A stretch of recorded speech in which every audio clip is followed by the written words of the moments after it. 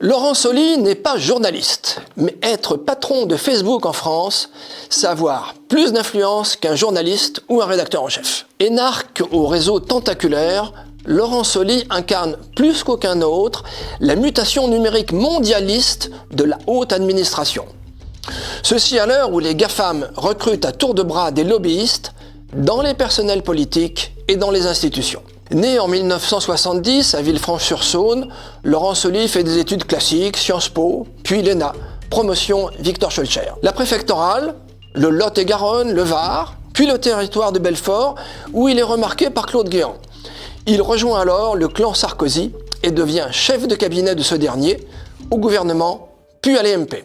Responsable de la communication du candidat Sarkozy, il contribue à son élection.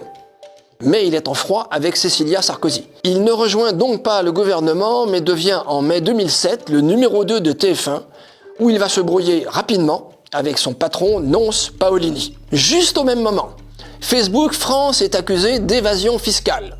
Le groupe est à la recherche d'un homme qui connaisse l'administration de l'intérieur et qui pourrait rassurer en haut lieu. L'expansion du réseau social, couplée au rachat de WhatsApp et d'Instagram, lui confère in fine une influence et un pouvoir plus grands que ceux du monde politique. Il ne tarde pas à nouer des partenariats de fact-checking, de vérification de l'information avec des quotidiens de grand chemin. Les Décodeurs du Monde, Check News de Libération. Pour les autres médias partenaires, que du beau monde, l'AFP, BFM TV, France Télévisions, France Médias, L'Express et 20 minutes.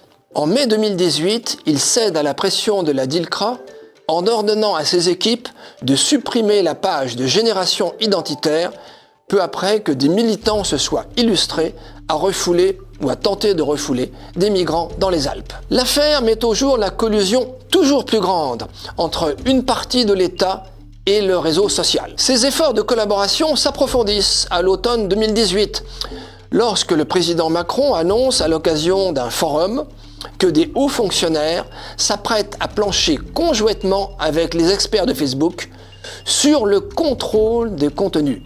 Je dis bien sur le contrôle des contenus.